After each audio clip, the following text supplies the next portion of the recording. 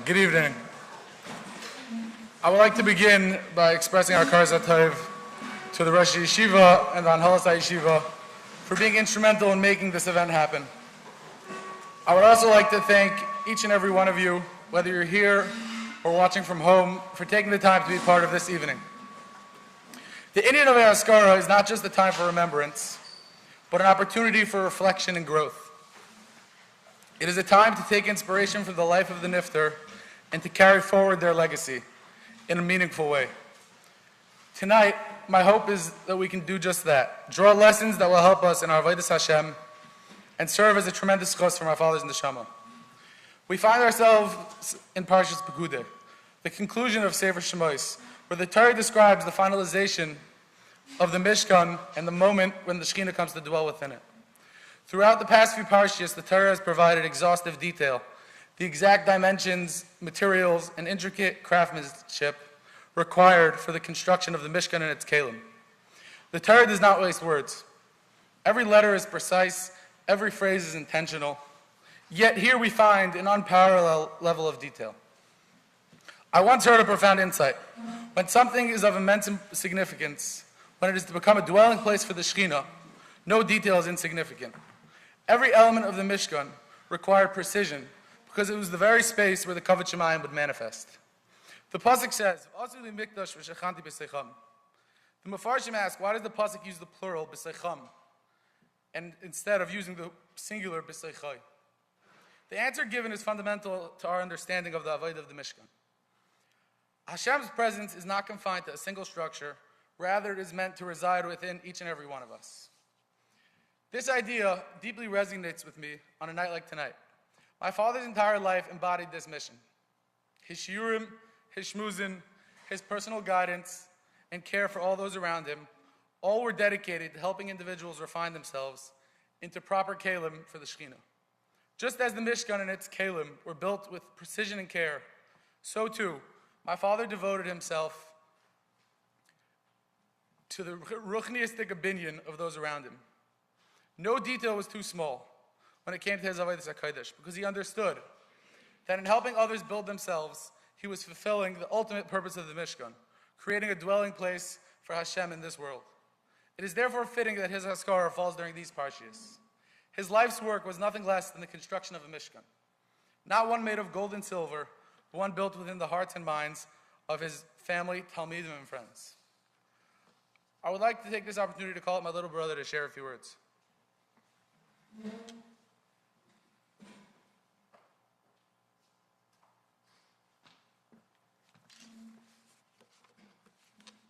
As we approach my father's 8th Yartzeit, I would like to share a few thoughts. Rabbi Bechai in Parshas Yisro says, "Kam gedelis meilos hamidos, shel nishtabchu atzadikim b'chachma v'das kim ba'amidos." That the Torah is mishabeach the tzadikim for their midas. It says by Avram v'Yesamim and by Moshe Rabbeinu on of Ma'id. Rabbi Bechai then explains that the midas of a person are like the pears of a tree, and as strong as the trunk is, that is how nice the pears will be. And the trunk of a person is his Torah. This was my father. His midas and sensitivity to others was unparalleled, all which came through his godless and Torah.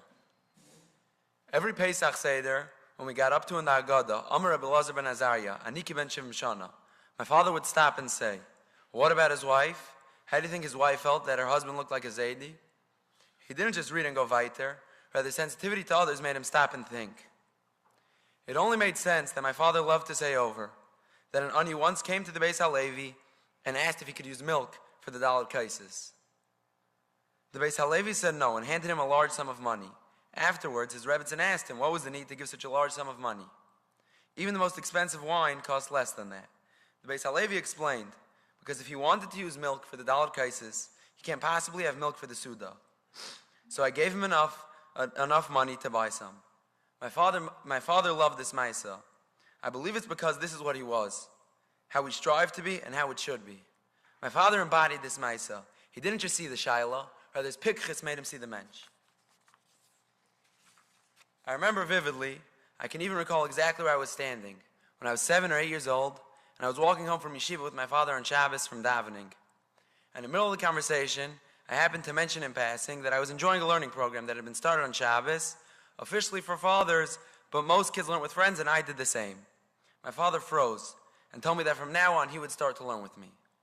I told him back that he gave a shiur in a shul at that time, and my father responded, "There are many people who can give the shiur, but only I can learn with you at that program, and that's the right thing for him to do." It took me a while to convince him that it was more than fine, and I was more than happy to learn with my friends. But it amazed me that my father was willing to give up giving a shiur just so that me, a little boy, learning Chumash and maybe a little Mishnayos, would not feel hurt in the slightest. But even more than that, from a passing comment of mine, my father chapped and understood that maybe there was something I wanted or needed. This was not a one-time Maisa. It was Maisim b'chol yom. Many of my siblings, friends of my father, and especially Talmidim have countless similar stories. Dovid HaMelech says in Tehillim, Ashrei hamaskil el dol. The Malbim explains the pasuk, Ashrei la'gever, that is ma'ayin and chaps the wants and needs of the dal. This is my father, who is maskil el dol. Yizichar Baruch.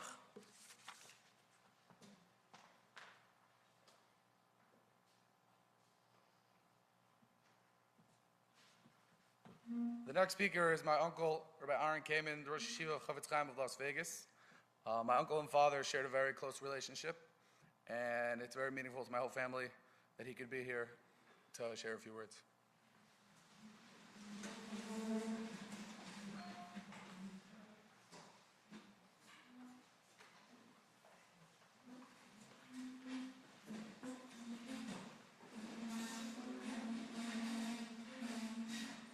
Rosh Yeshiva, Chashiv Rabbonim, Mishpacha.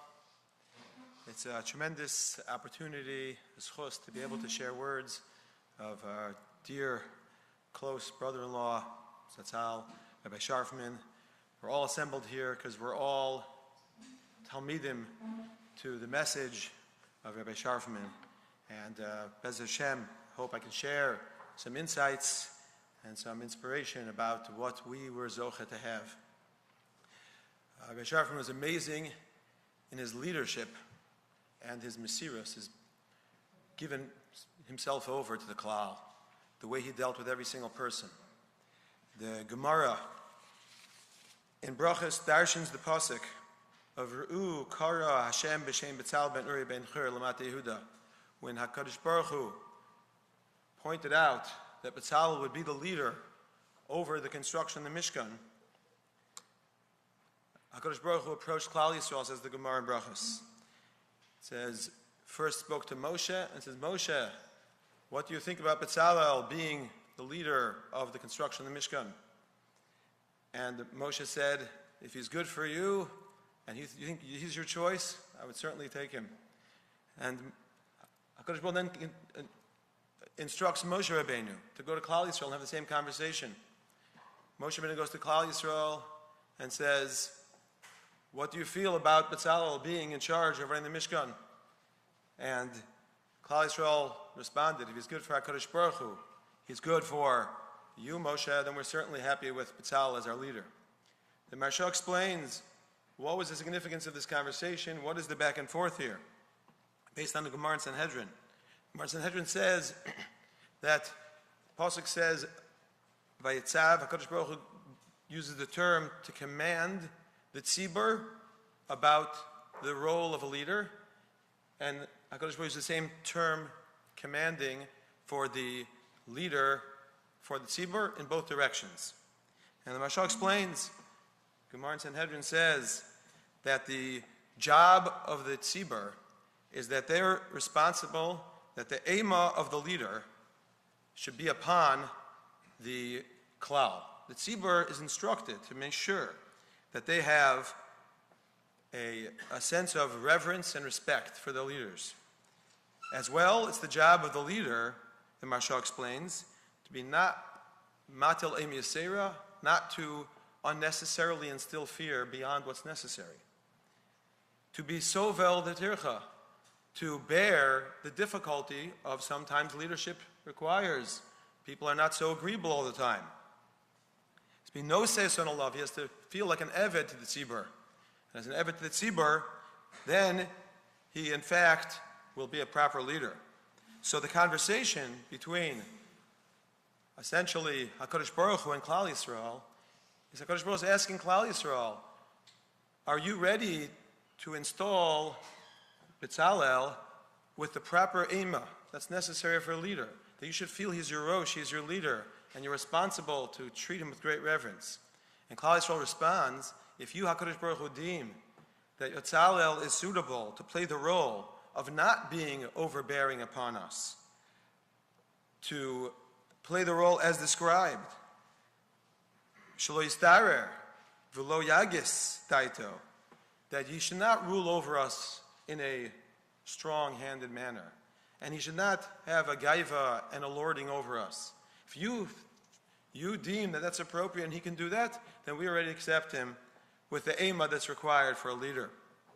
It's pretty puzzling that, firstly, we're discussing the role of building the Mishkan. The leadership was not the most overwhelming form of leadership. It was a project they were all together in. Klal Yisrael were tremendously motivated to build a Mishkan.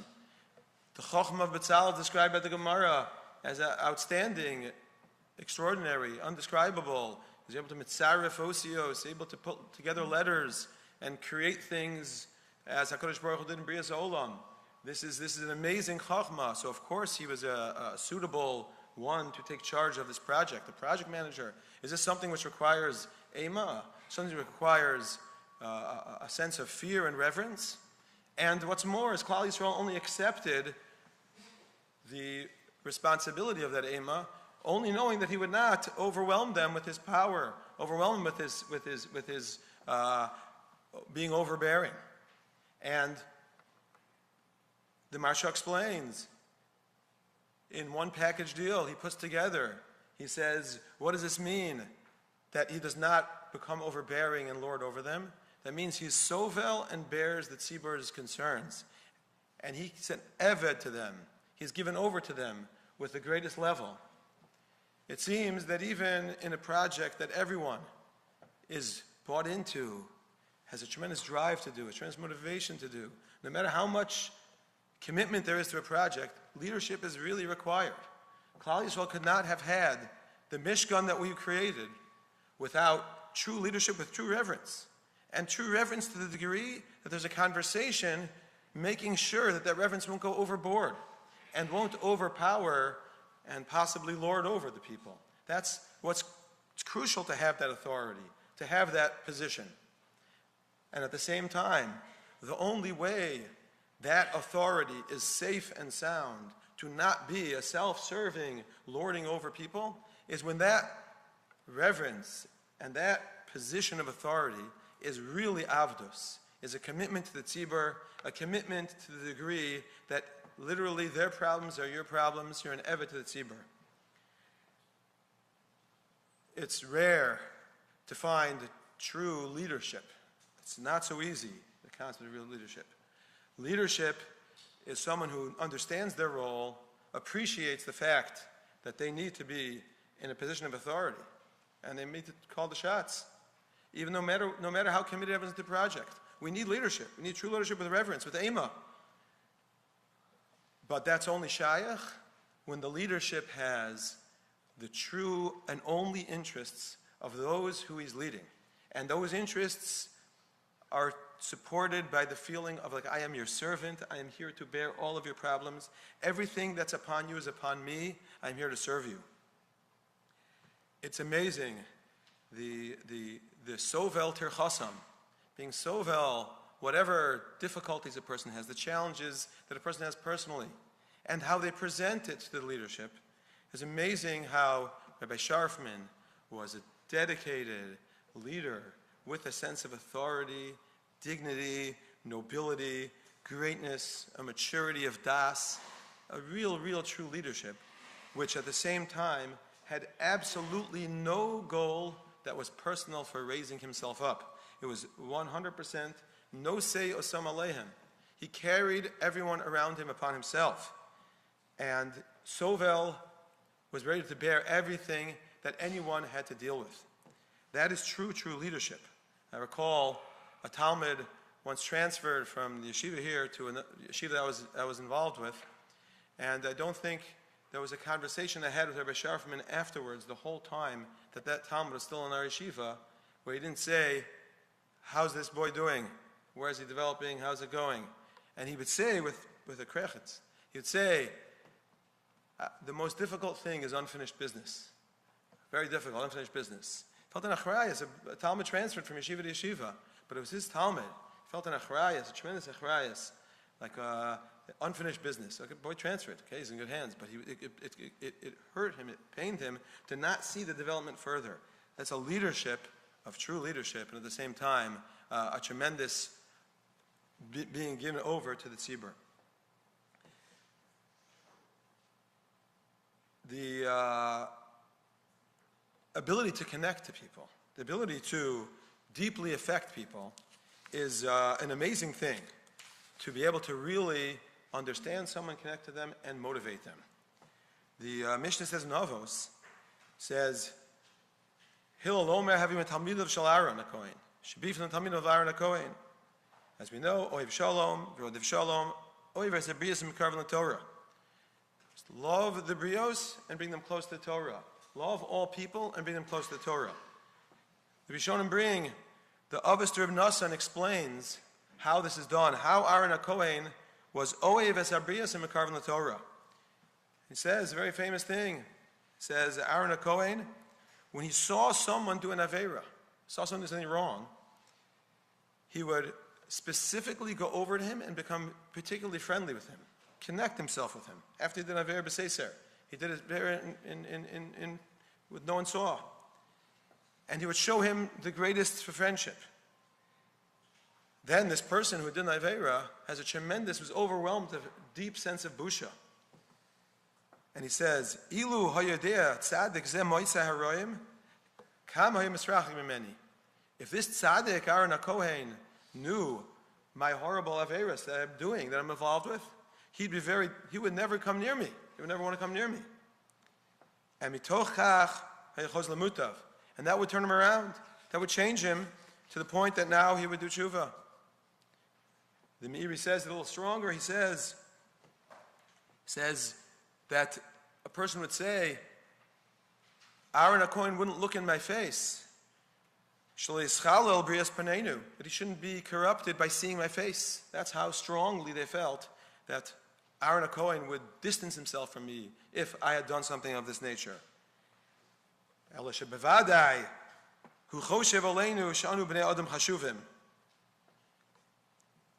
Clearly, the fact that Aaron's connecting with me means that he thinks of me as a very chashuv person.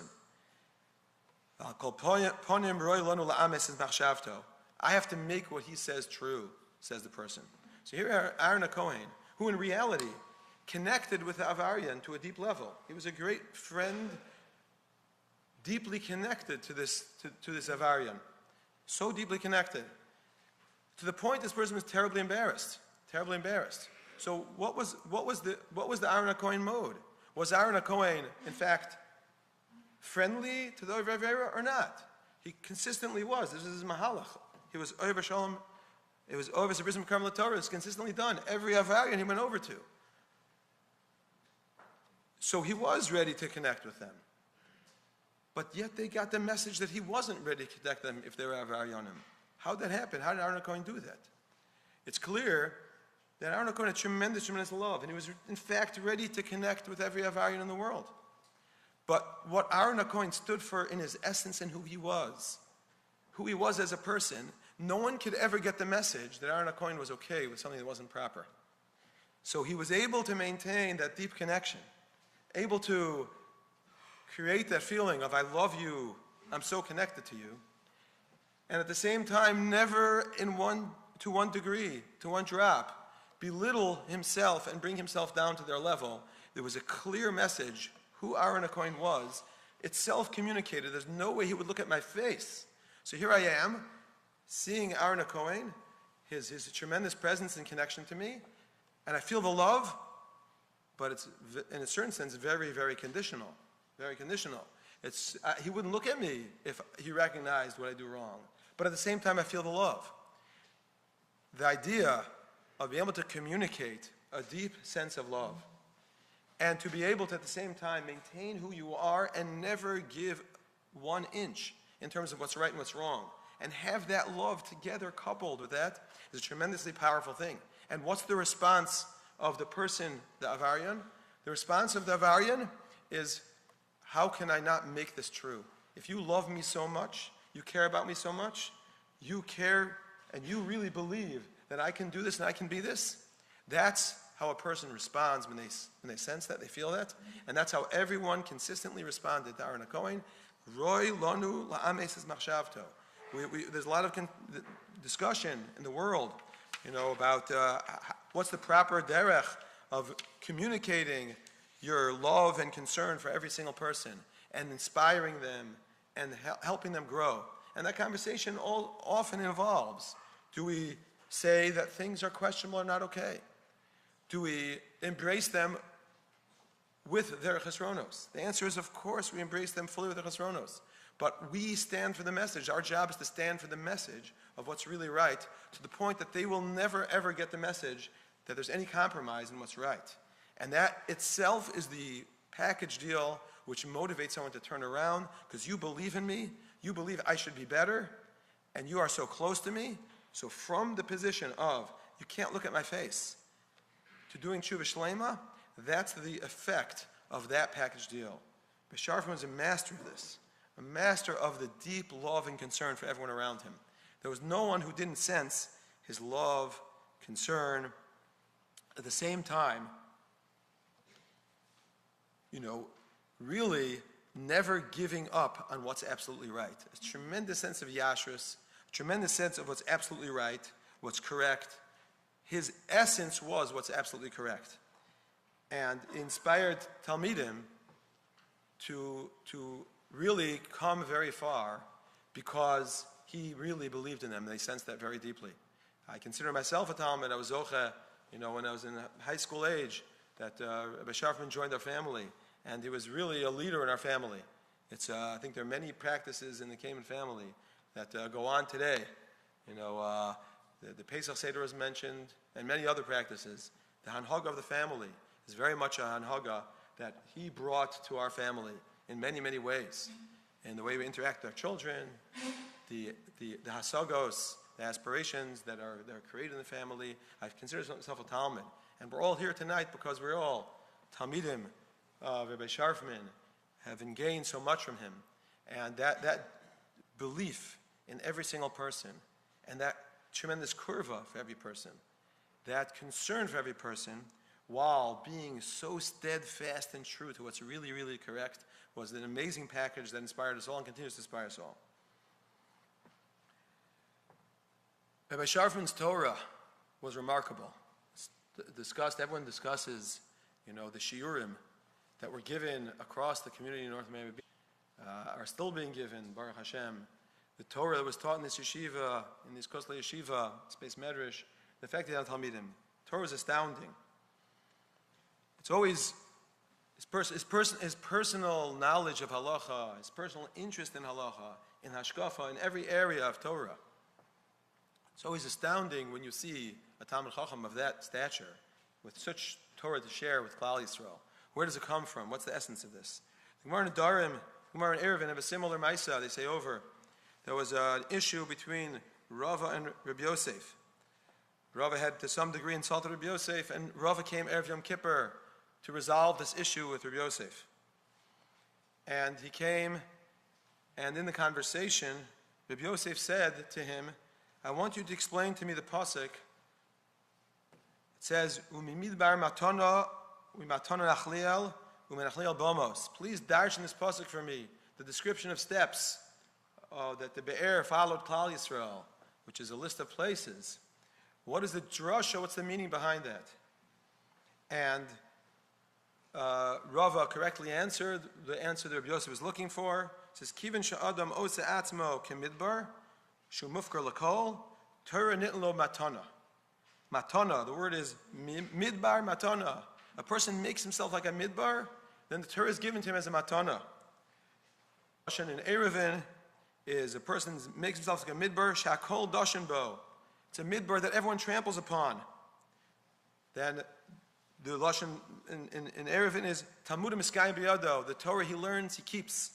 So he makes himself like a midbar's mufker l'kol, totally hefker, a place where everyone tramples, and the result of that is Torah is given as a gift from HaKadosh Baruch Hu to this person. And it's miskayim, and he holds on to the Torah, he keeps it forever. What does it mean? So, firstly, the Ran explains that the reason Rabbi Yosef asked this question for Rava was because Rava, in Rabbi Yosef's opinion, had crossed the line in his respect to Rabbi Yosef. And he wanted to give the very important, she'eshafel ruach b'yoser, you have to be very much humble, very humble person.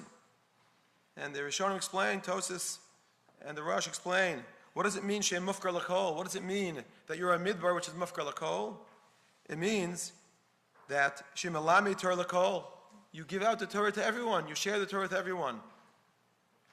So one can share the Torah l'kol.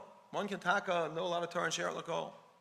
Sharing the Torah l'kol is clearly, we see in this reading of the Gemara, is not just the Torah. It's not just a matter of being willing to share your Torah. It's willing to share your Torah as someone who's hefker kamidbar. Everyone tramples on me for my Torah.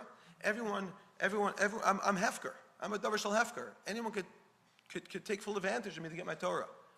Shval ruach b'yoser. Tremendously, a person could share a lot of Torah and not be shval ruach b'yoser. A person could teach Torah widely and not be shval ruach b'yoser. That's not what gives you the midbar matana.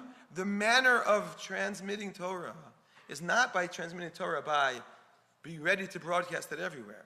It's when the broadcast is pashut, you are there for everyone. You're a available tool for anyone to use to get Torah out of you.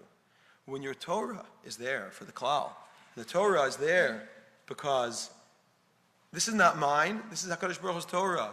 You need to know Torah. How can I possibly defend myself from the fact that you need this right now? How can I hold back? When that's the nature of the broadcasting of the Torah, when you are being trampled by all, when you're hefker lakol, then Torah is nitlo matana, it's miskayim biyodo. That's when Torah really, really stays. And the remarkable level of limud Torah and mastery of Torah in halacha in all areas is, we know, deeply connected to anivos, midbar matana. And this yielded, it was a very, very special thing we all were zochet to have. It was a tremendous source of light in our lives. Source of light, seichel hayashar, tremendous seichel hayashar. I think from far and wide, people wanted to always get eitzah from Rabbi Sharfman. The eitzah came from a pristine place of yashrus, of correctness. His Torah was beautiful. When he shared a vart, said something over, every word of Torah he shared with us over Yom Tovim was so inspiring. I've young kids in my family still Baruch Hashem, but they still, Uncle Dovid is still like a household, conversation all the time. It's the Rosham is tremendous. His Torah, his love, his connection, and his mesirus with tremendous Renas Anivos. May our remembering the values that we all were zocha to get from Rabbi Sharfman, may our memory that be a tremendous zechus for the neshama as well, and may it be an inspiration for us, and then in turn create greater zechusim as Rabbi Sharfman continues to inspire us.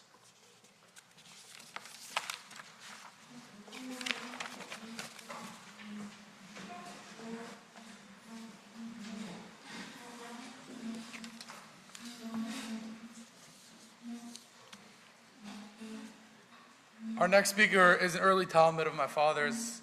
Rabbi Noach Light serves as the Rav of the East Boca Kila and is also Resh Chabura at the Boca Raton Kollel.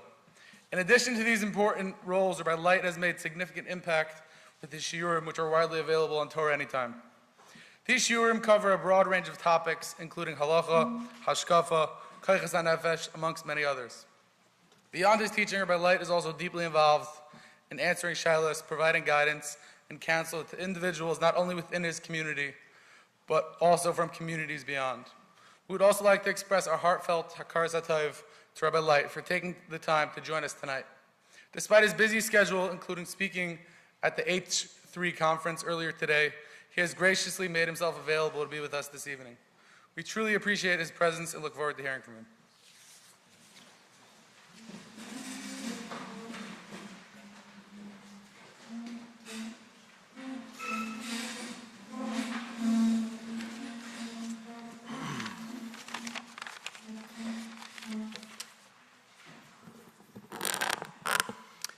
Good evening. B'reshus the Rosh Yeshiva, Chashiv Rabbanim, b'reshus the Talmidei HaYeshiva, past and present, and b'reshus Rabbi and Sharfman, the Sharfman Mishpacha, and the Kamen Mishpacha. My first year after high school, I went to Eretz Yisrael to Chafetz Chaim, what's now known as CCJ. That wasn't called that in my day. We were actually able to say all three words, Chafetz Chaim of Yerushalayim. And I became close with Rabbi Luban there. And for my second year, so many guys were coming straight from Eretz Yisrael to Miami. As Rabbi Luban made that transition, I went back to LA, at least for the first part of my second year, and then by Pesach time I decided I wanted to join everybody else in Miami. So I came here to Miami really because of my relationship with Rabbi Luban. As I was speaking to friends before I arrived, I heard about a new name that I was not yet familiar with, the mashgiach of the yeshiva, Rabbi Sharfman. And I heard how he was involved with every aspect of the yeshiva and the guys loved him. And I had this picture in my head of what he would look like and what his personality would be. And when I got to yeshiva, I was totally thrown off because it wasn't anything close to the vision that I had in my mind. I was picturing, small, meek, just loving and giving and passive. And I meet Rabbi Sharfman, and he was a towering figure, literally and figuratively, with this very deep, authoritative voice. And I was just taken aback. This is not what I envisioned. This is the loving mashgiach that everyone is enamored with. And I began to see, over my time here in Miami, and as our relationship developed, there were actually many stiras, many contradictions within his personality. And as I grew older, I began to learn that this is not uncommon when you're in the presence of an Adam Gadol. Great people oftentimes are multifaceted, and it's very difficult to touch them up or put them into one particular category or box. I'd like to focus briefly this evening on some of those stiras and appreciate them together. The Mishnah Avos tells us that Kol Sheruach Habrios Nocha Himenu, Ruach HaMokom Nocha Himenu.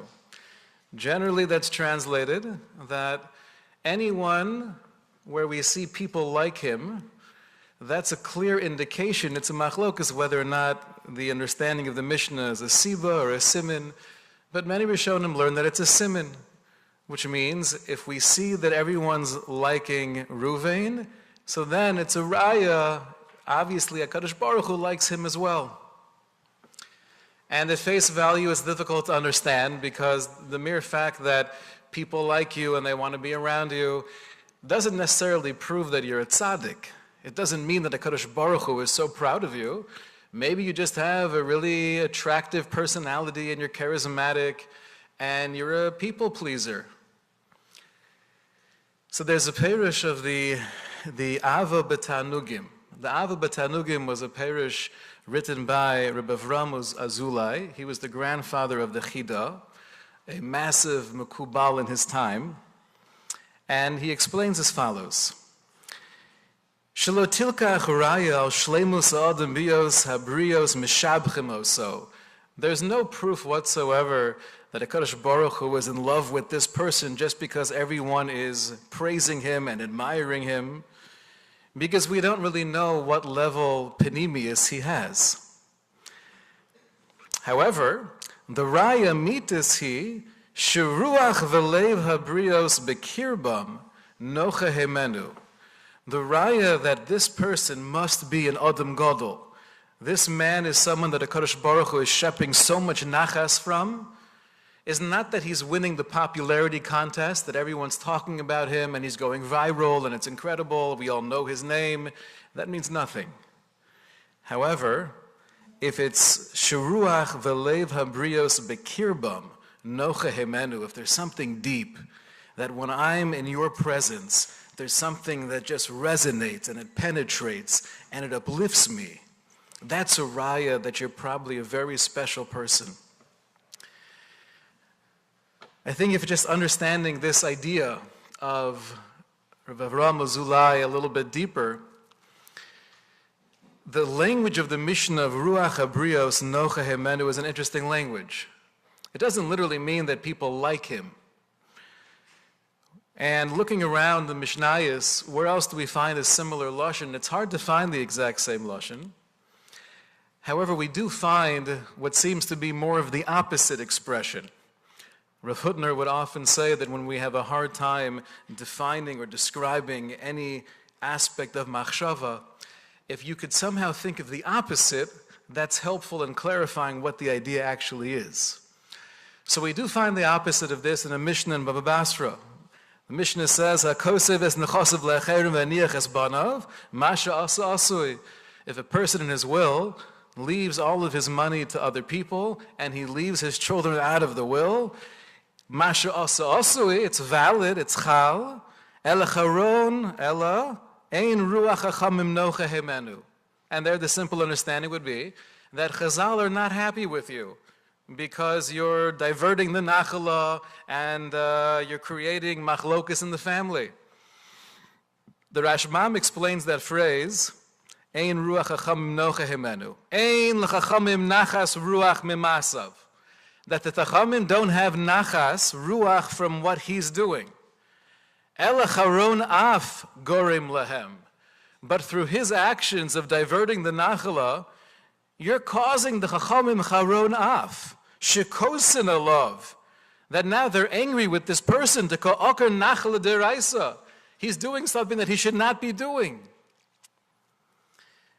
Rashbam seems to be focused not so much on the Chachamim looking at your decision and not agreeing or being displeased, but he's more focused on the way they feel because of your decision. And the Prisha points this out. The Prisha quotes the Rashbam in his Perish in Choshen Mishpat, and he says, Bir ledevarim shepiresh ein ruach hachamim nocha hemenu, meaning ruach hachamim nocha hemenu v'shokot bekirbam. You're disturbing the equilibrium of the nachas ruach of our sages. Ki hu gorim lehem sheisragzu berucha melov. You're causing them to be angry. And then concludes the Prisha, when we say the phrase in the Mishnah, ein ruach hachamim nocha hemenu, which literally or superficially means they're not happy with him, says the Prisha, according to the Rashbam, what it actually means is they're not happy bishvilo, because of him. Meaning because of his actions that we're observing, and he's doing something that's obviously keneged the hashkafas haTorah, so that's causing them to feel hurt, to feel kas. So if that's the opposite of giving nachas ruach, I think it's very mistaver, it's reasonable to assume that when the Mishnah says, Kol sheruach habrios nocha hemenu, it doesn't just mean that as long as people like you and they're being mishabeach you, obviously HaKadosh Baruch Hu is very proud of you. Popularity doesn't mean anything. But, explains Rav Avraham Azulai, if they're nocha hemenu, bishvilo, meaning the way I feel when I'm in your presence and I'm interacting with you, or even if I'm just observing you, there's something geschmack that takes place within me. If that's the case, that might very well be a pretty solid raya that HaKadosh Baruch Hu is loving you as well. Every person I've spoken to throughout the years about their relationship with Rabbi Sharfman, and from all walks of life and all different types of interactions, the tzad hashava shebehen seems to be focused on the way he made me feel. The nachas ruach, so to speak, that was created within me, the way he spoke to me, the way he uplifted me, his overall geschmack and passion for life, his chiyus, just being around him gave me a nachas ruach heimenu. So here are some of the contradictions that I've observed that probably lead to that nachas ruach. One contradiction is that on one hand, when I did get to know him after coming to yeshiva, I saw that he was torud yomim v'layla with the guys and making sure that they had what they needed, not only in ruchnius and emotionally, but also down to the details and the nuances of the gashmias to make sure they were as happy as possible, which wasn't so easy back in Indian Creek. For those of you who are not zoche to be there, ashreichem. But he was very involved with that. The matzeva of Rabbi Kiva Eger, he was very makbid. There shouldn't be much in the matzeva. And the only thing that he allowed to write was, here lies Rabbeinu Akiva Eger. And the description of his life was, he was an Eved la'ovdei Hashem. That's the only phrase he felt comfortable with, because that's my legacy. Right? My chedushim, my tshuvas, my work on behalf of all of Klal Yisrael, my brilliance, that doesn't have to be on the matzeva.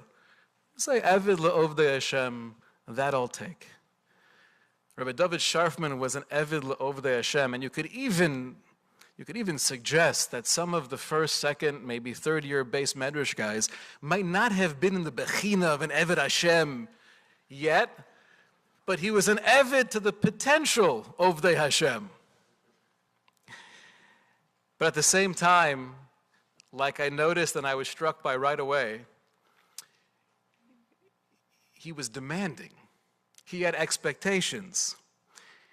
He would create this feeling, like Rabbi Kamen mentioned, that I have to live up to what he assumes I should be doing because I can't let him down. He was able to give feedback in a way where I've never seen another Rebbe be able to do this and still have it be the right thing. Meaning sometimes we'll give critique or feedback and then we realize, that might have been a little bit strong. Rabbi Sharfman, because of the relationship and because of this unspoken connection that was present with the Talmidim of the yeshiva, he could say things that no one else could say, and the recipient would be grateful. It might sting a little bit in the moment, but I'm so glad you told me. The Gra has an incredible mashal in his Perish and Mishle. He says that one who really loves receiving tochacha, even though it might be difficult, it's almost as if you're about to go out and be with many different people in a big simcha, and right before you leave your house, you look in the mirror, and you see there's a little piece of food between your teeth. How do you feel in that moment? So the first question everyone asks is, how long was that there for? But after asking that question, then there's this sense of relief. Baruch Hashem, I found it now, and not when I came home hours later after being around everybody. Baruch Hashem, I found it. To have that same hargasha when someone is me'orer, an aspect or a midah that needs to be tweaked, is a very difficult thing to do. Rabbi Sharfman had the ability to give it in a way where there were expectations, but we appreciated it. There's a sefer on the life and the legacy of Reb Meir Chadash written by his daughter, Rebbetzin Shulamis Ezrachi. And when she writes about her father, she says that he was totally moser, totally devoted to the yeshiva and the Talmidim. Kol chayav, kol shah mishos yomo. His entire being was channeled towards the yeshiva. Hu chai kol yomav ben kosle yeshiva. He was living within that reality. Bein habachrim, chayes chayehem. Reb Meir Chadash was living their life. Es biosehem. He was feeling and experiencing their problems and their struggles with them. Tomin mezumen letapel b'chol hatzarech tipol, and he was always ready and willing to roll up his sleeves for anything that needed his involvement. Muchan b'chol shah mishos hayom lahakshiv, liyayet ulehadrich. And he was always patient and willing to listen, to give eitzah, and to give hadracha. Af beiso omed haya pesuach, and his home was open to all of the yeshiva. She quotes from Talmidim who described what the home was of Reb Meir Chodesh and his Rebbitzin. That he was a Sefer Musar Chai, a living Musar Sefer. And Talmidim Rabbim would say, Ki ro bebeso shel mashkiach dugma chaya shel beis adiyala beyira shemayim. They saw this example of the idyllic home, the idyllic Jewish home, in Yerushalayim, b'achnasas orchim, b'yachasim shel kavod v'yischashvus bein b'nei hazug. And just experiencing the relationship within the mishpacha, amongst the siblings, and between Reb Meir Chodesh and his Rebbitzin, that was something that lasted, that left a lasting roshim. I think all of us who were zocha to be part of the yeshiva and to be part of that bayis pasuach of the Sharfman experience, we had that very similar hargasha. And I've heard from many, including myself, I felt this way. As you were there, you couldn't help but thinking, this is the kind of family that I want to build in Mirz Hashem.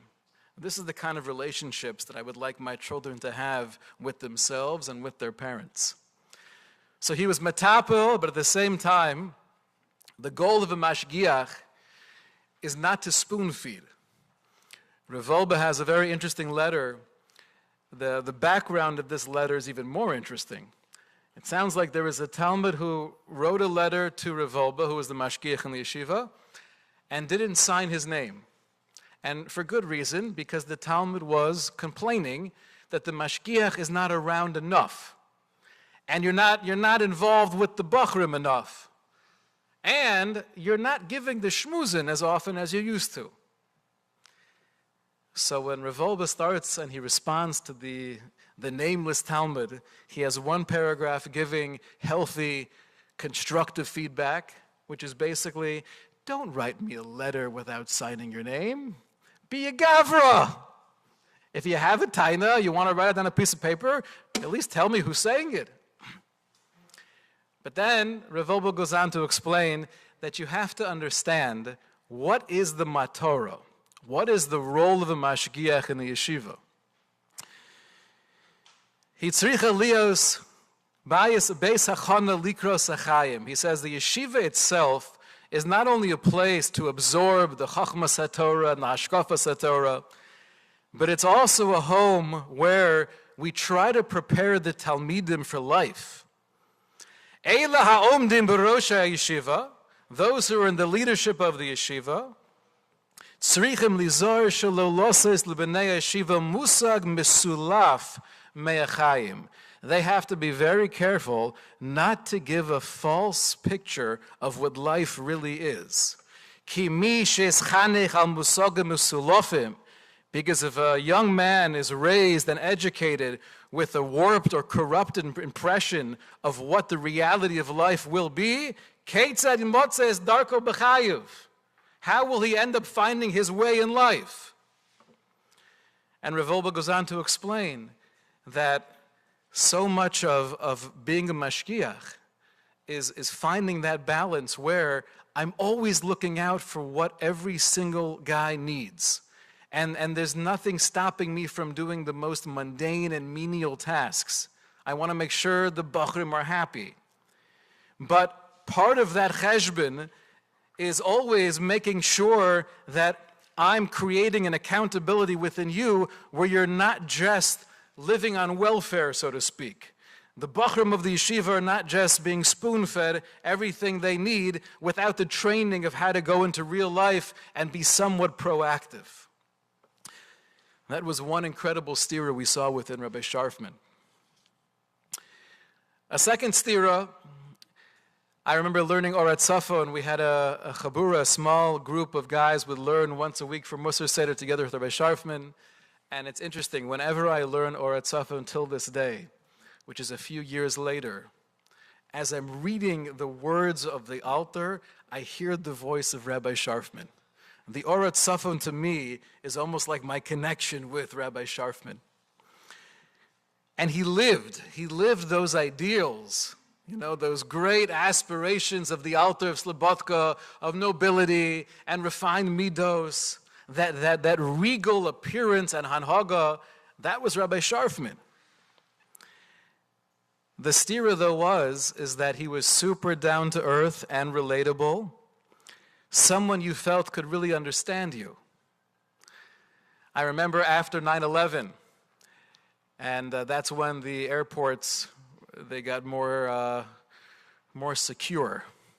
And part of the procedure was taking off your belt.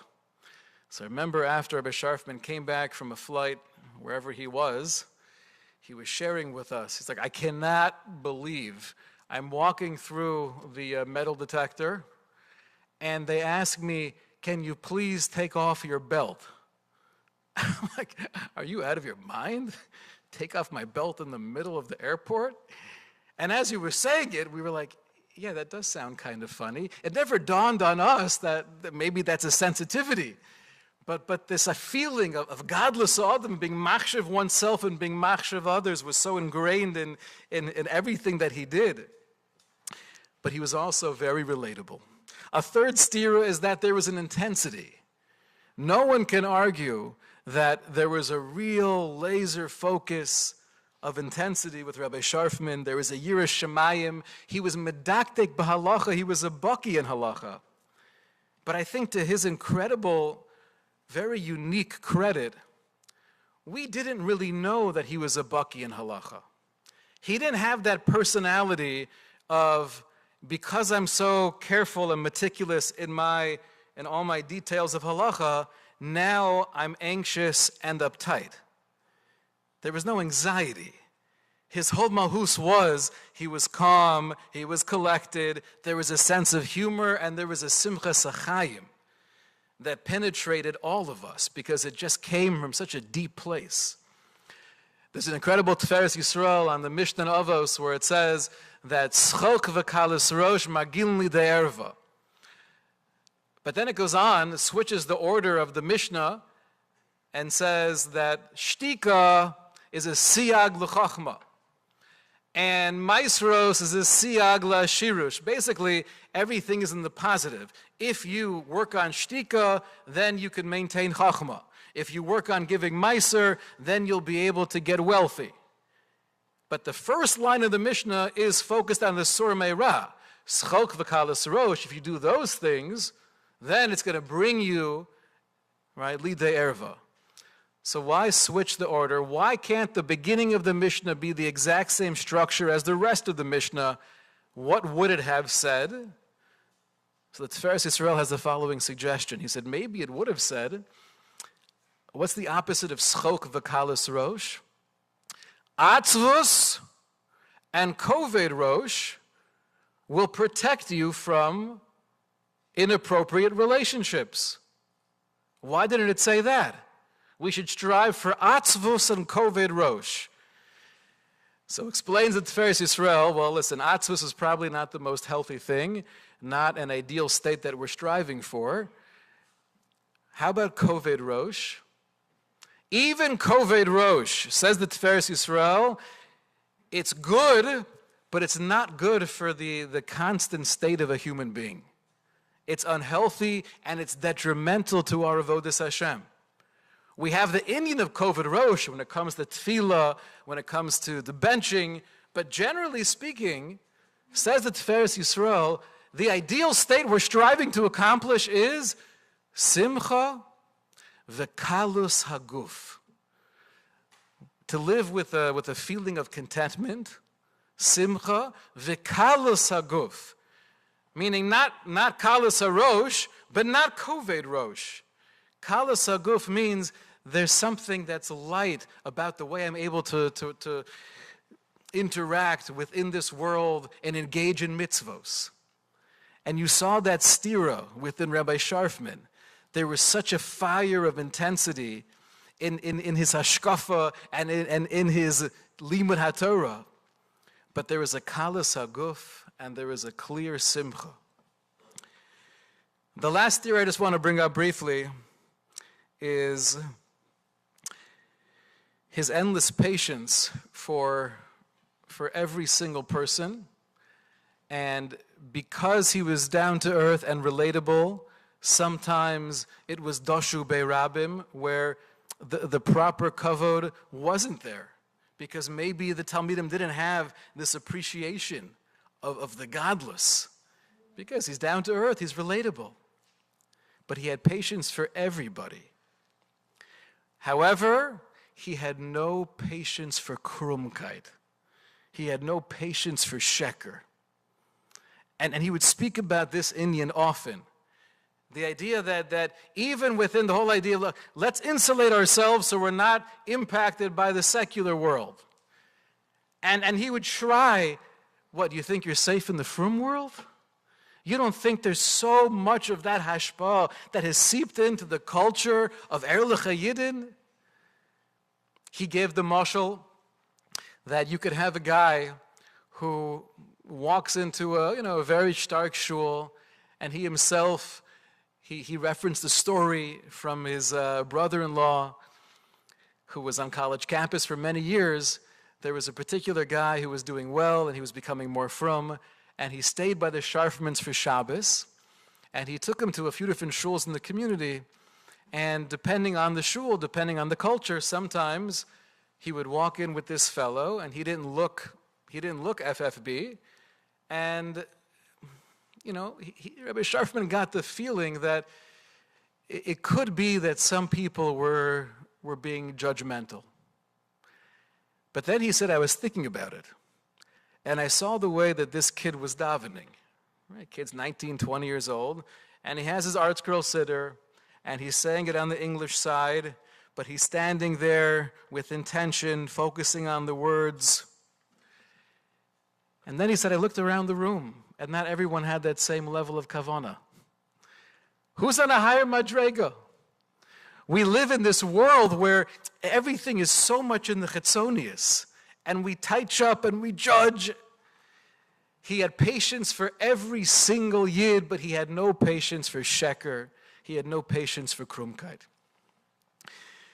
In the hesped that Rav Aaron Kotler gave when Reb Dessler passed away, Rav Aaron spoke about the incredible loss for Klal Yisrael. He said, Hefsid goduhu la'olam siluko shel bal machshava amuka b'inyane musar v'yira shemayim. It's an incredible loss when someone of that depth, of that clarity, of ma Kadosh Baruch Hu, ma Hashem Shoel Mimcha, when he leaves this world, ki ma'atim ma'od hamamakim ba, because l'maisa, we don't have many people who have that depth. V'yitochen, said Reb Aaron about Reb Dessler, v'yitochen sheyeh ben Torah u'bal kishron. It's possible to have a person who's a ben Torah, and he's sincere, and he's a wonderful guy, and he's a bal kishron, he's very bright. V'ya'ovis yesodei hados v'yesodei haTorah chas v'shalom.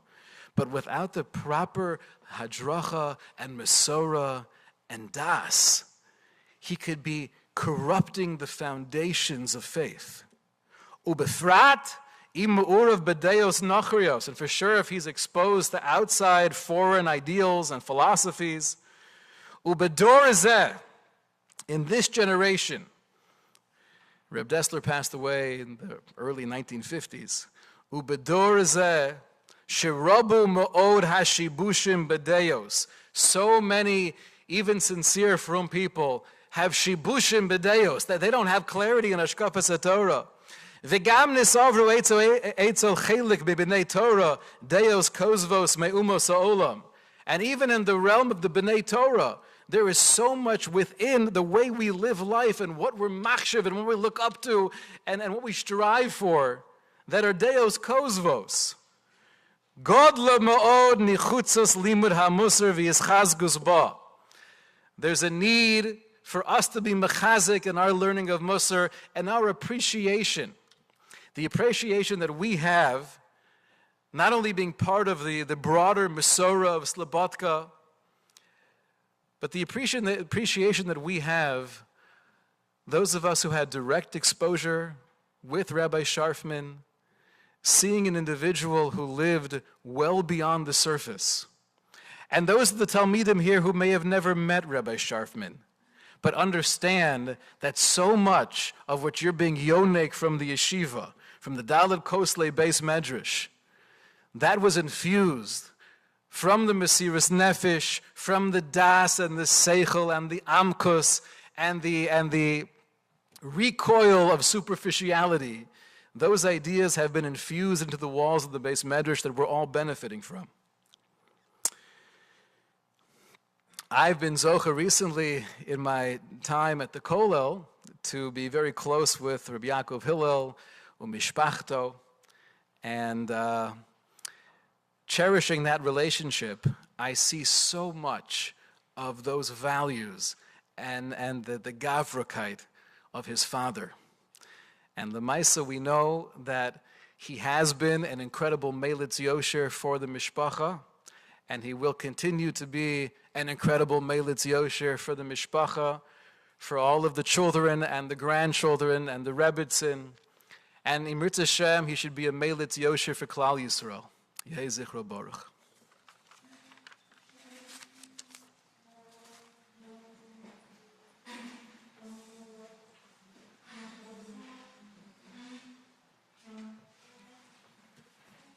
With that, we conclude tonight. And I just wanted to thank everyone for coming, taking time out of their busy schedule to be here. I hope we can all walk out of here with a little something to take with us and help us in our Avodas Hashem. And it should be a schus from our fathers, Neshama Baruch, David Ari Ben Ras and Dev. Thank you.